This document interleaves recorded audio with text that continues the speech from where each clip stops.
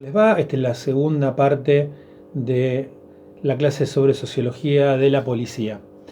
Vamos a trabajar primero un poco el repaso de la clase anterior. Hablamos en primer lugar de los orígenes de la policía, esta aparición allá por el siglo XVII, como acompañando una lógica estatal, una racionalidad estatal, una forma de gobierno, diría Michel Foucault, a la que él denomina razón de Estado, donde la policía tenía poderes muy amplios. Y luego también lo que trabajamos es que en el siglo XIX aparece la policía con las facultades que conocemos actualmente, es decir, la de prevenir y reprimir los delitos. Aparece en ese momento, en el siglo XIX, con esta función más restringida porque aparece una nueva lógica para el Estado, que es la lógica de un Estado frugal, un Estado más limitado, un Estado liberal, en realidad. Esto lo van a encontrar en el texto de Marcelo Saín, que nosotros les propusimos para leer, el Leviatán Azul. También van a encontrar en el texto de Marcelo Saín, y trabajamos la clase pasada, lo que hace la policía y lo que no hace la policía. Nosotros tenemos claro que la policía tiene como función declarada el reprimir y prevenir los delitos. Bueno, esa función es un segmento muy limitado de lo que la policía en realidad hace. La policía hace toda una serie de tareas que Marcelo Saín las agrupa en dos grandes clasificaciones. Por un lado, el mantenimiento del orden público, por otro lado, el asistencialismo policial. También hablamos del concepto de discrecionalidad policial, muy relacionado con esto del trabajo policial, que ustedes también lo van a encontrar en el texto de Saín, y su relación con el concepto de selectividad penal y lo que hace verdaderamente la policía en forma tradicional, pero también actualmente en los territorios, ¿no? ¿Quién es quien detecta los delitos? ¿Cuáles son los delitos que se detectan? Marcelo Saín denomina que los delitos que se detectan, o la mayoría de los delitos que se detectan en el sistema penal, son los que él denomina como delitos patéticos, es decir, los delitos de fácil selección o fácil detección, porque son delitos rústicos, es decir, obras burdas, realizadas por personas de sectores populares, donde las personas que lo cometen están dentro de los estereotipos sociales estigmatizados, donde la investigación de estos delitos son de muy fácil resolución, porque son delitos que en general son en flagrancia, es decir, que la policía los encuentra en el momento de comisión. Es decir, toda una serie de cuestiones que tienen que ver con el trabajo policial y que, como les decía, es importante que puedan leer el texto de Marcelo Saín, porque todas estas claves de lectura que nosotros estamos trabajando acá en estos breves videos las pueden ampliar en el texto de Marcelo. Tengan en cuenta que nosotros vamos a vernos el día miércoles a las 18 horas a través de la aplicación Zoom, con lo cual vamos a ampliar todos estos conceptos y vamos a evacuar dudas y ustedes van a poder hacer los comentarios que ustedes quieran. La idea de esa clase es que sea interactiva, es decir, que ustedes puedan participar y traernos todos los comentarios y las dudas que ustedes tengan, y las podamos trabajar en forma colectiva. Bueno, entramos entonces en la segunda parte, ya ahora sí, de la clase sobre policía. Vamos a hablar un poco de la organización policial y la militarización de la policía, este concepto que ustedes seguramente habrán escuchado alguna vez. Como dijimos, la policía, como la conocemos actualmente, aparece en el siglo XIX. Las primeras policías aparecen en el siglo XIX. En el Reino Unido es donde se encuentra el antecedente más cercano. Como dijimos la clase pasada, la organización policial, la agencia policial es algo nuevo en la historia de la humanidad, con lo cual las policías aparecen en ese momento histórico, en el siglo XIX, y en realidad lo que hacen es copiar un modelo ya existente para su organización. El modelo existente para su organización en ese momento era el modelo militar. Por eso Las instituciones en general, no solamente la policía, sino otras instituciones burocráticas que aparecen durante el siglo XIX, toman la organización militar.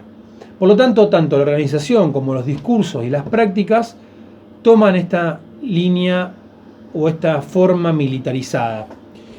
En el nivel de la organización, vamos a ver que la organización jerárquica de la policía copia textualmente la del ejército o la organización militar, con jerarquías rígidas, donde aparecen la diferencia entre oficiales y suboficiales, la ubicación institucional de la policía.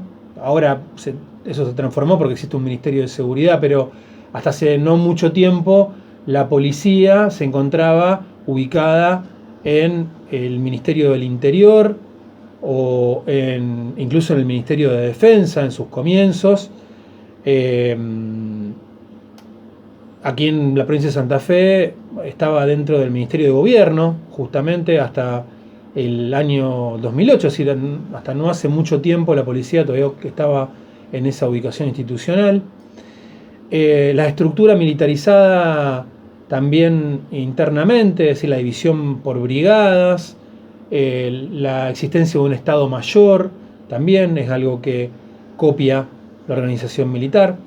Ahora, en el plano de las prácticas y los discursos, aparece también muy claramente el discurso bélico como el discurso que empapa o atraviesa esta organización militar policial. La metáfora de guerra al delito, muy presente en el trabajo policial. La misión de la policía, orientada fundamentalmente a la defensa contra un enemigo interno, y aquí vemos claramente cómo se da este acople con la estructura militar o con el orden militar. Ustedes vieron que la misión del ejército, de la marina, de la aviación es proteger a la nación del enemigo externo. Bueno, la policía copia esta misión y lo que hace es justamente definirse como una institución que combate o se defiende o sirve para defendernos de un enemigo interno, que en este caso está definido ambiguamente como la delincuencia. Los valores también de la policía son valores que podemos encontrar en la estructura militar.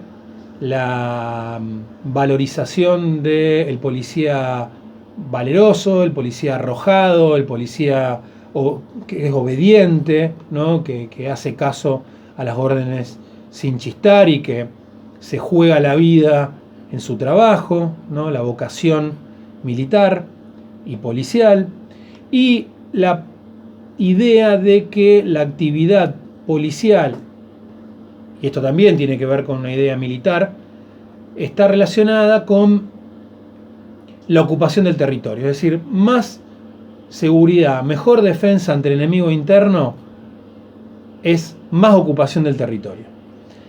En Argentina la policía nace en el año 1880 y aparece con esta lógica, con la lógica de la ocupación territorial.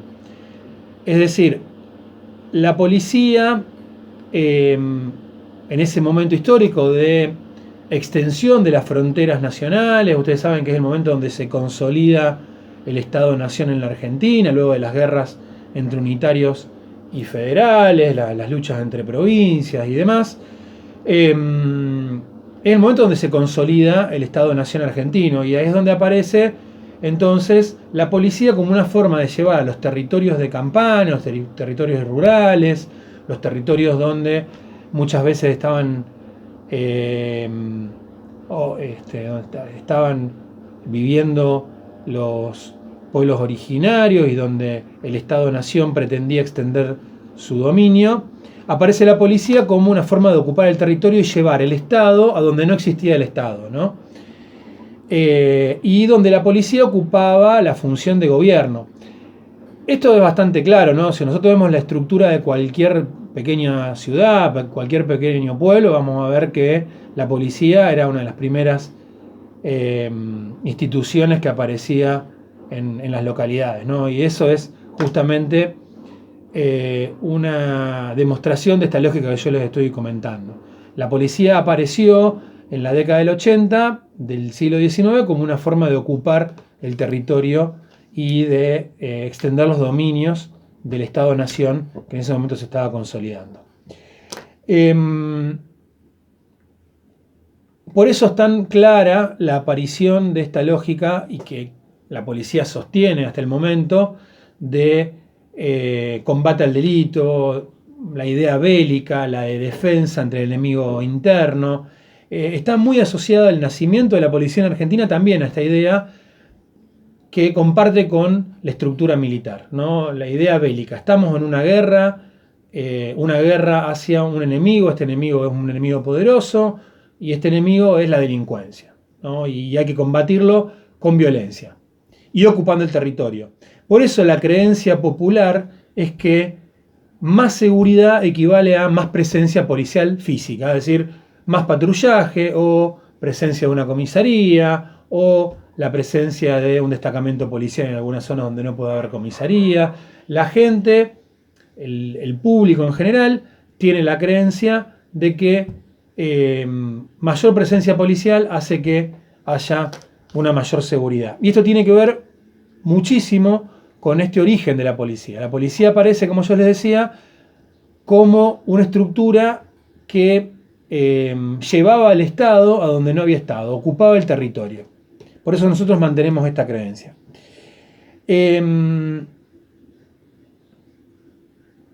la Argentina esta militarización es muy marcada, a pesar de que en los últimos tiempos se ha intentado, en los últimos 20 años se ha intentado romper con estas lógicas. Hubo reformas en provincia de Buenos Aires, hubo algunas reformas en la provincia de Santa Fe, sobre todo en el tema de formación militar, policial. Es decir, se han hecho reformas que han intentado con muchos avances y luego con muchos retrocesos. Es decir, ha habido momentos donde se ha intentado avanzar en reformas policiales para romper esta estructura militarizada, hacerla más democrática a la policía, y bueno, esos avances de reformas policiales muchas veces se han visto truncados por retrocesos que han sido también bastante importantes. Toda esta primera introducción tenía que ver con que ingresemos en el capítulo 5 del libro ¿Qué hacer con la ley y el orden? En ese texto ustedes van a encontrar un trabajo de los autores John Lee y Yokyang. No encontraba la hoja, perdón. El capítulo se llama El paso a la policía militar. Ese es el nombre del capítulo. Ustedes van a encontrar ahí que Yokyang hace un análisis que yo les pido que lo hagan quizás pensando en el contexto que está escribiendo Yokyang, que es la década del 80 del siglo XX, con un momento histórico muy distinto al que estamos viviendo actualmente. Pero me parece interesante poder analizar ese capítulo en clave de cuáles son los tipos de policía que Yokyang y John Lee trabajan. Trabajan dos tipos de policía o dos tipos ideales de policía. ¿Qué significan tipos ideales? Son formas de pensar la actividad, en este caso policial, pero que por supuesto no responden a un modelo que se da en la práctica 100%, sino que es una forma de pensar una estructura en abstracto, para decirlo de una manera sencilla. Uno es la policía de consenso, otra es la policía militar. ¿Qué es la policía de consenso? Es una policía que tiene una relación con la comunidad de confianza. La comunidad percibe a la policía como una institución que los protege.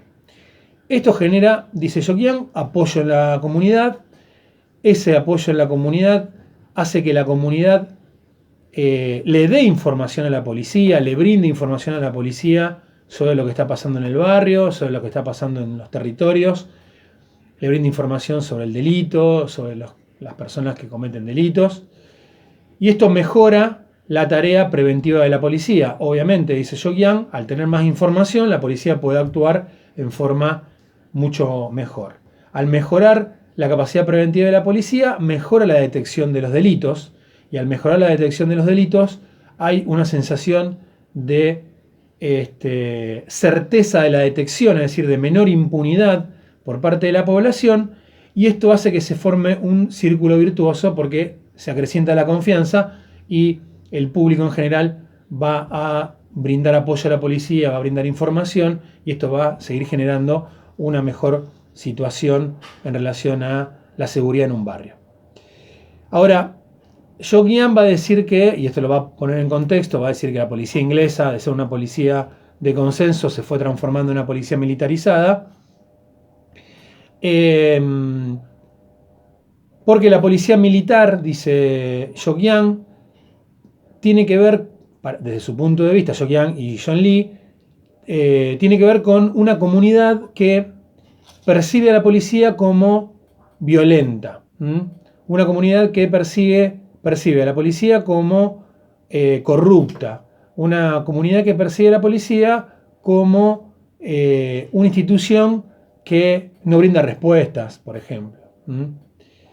Entonces, esta situación es percibida porque efectivamente el poder policial, la agencia policial en los territorios usa medios represivos, usa indiscriminadamente la detención por averiguación por antecedentes para llevarse a los pibes que están en una esquina tomando cerveza o fumando un porro, tortura a una persona o la detiene ilegalmente, la golpean y la dejan en libertad, piden coima, no le reciben la denuncia a mucha gente, maltratan a las personas del barrio, en fin, todo lo que ustedes pueden imaginarse como actos de violencia policial.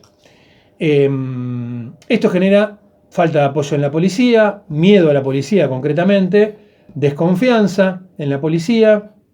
Por supuesto, la gente no va a brindar información, no va a hacer la denuncia cuando le pase algo, no va a salir como testigo, no le va a dar información por abajo al personal policial.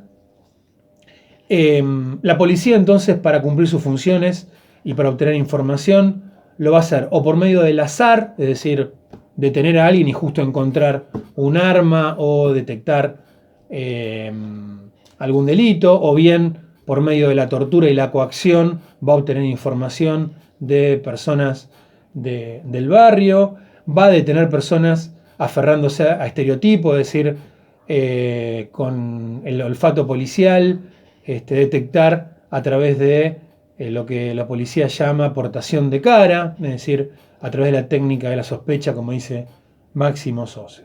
Esto indefectiblemente va a derivar en una baja en la detección de los delitos y por supuesto en la prevención de los delitos en un barrio y en una sensación de impunidad y mayor inseguridad y por supuesto en un círculo vicioso que se retroalimenta y produce una sensación de desconfianza en la policía y por supuesto mayor inseguridad o sensación de inseguridad en el barrio. ¿Qué es importante de todo esto que estuvimos trabajando? Que puedan leer el texto de Marcelo Saín, que también trabaja con uno de estos puntos. Lean el texto de John Lee y Yogian, ¿Qué hacer con la ley del orden?, en el capítulo 5. Y les recomiendo también, para acompañar la lectura de estos textos, una película que se llama El Bonaerense, una película argentina muy buena, que les puede servir para iluminar un poco lo que estuvimos trabajando hoy. Gracias, hasta luego.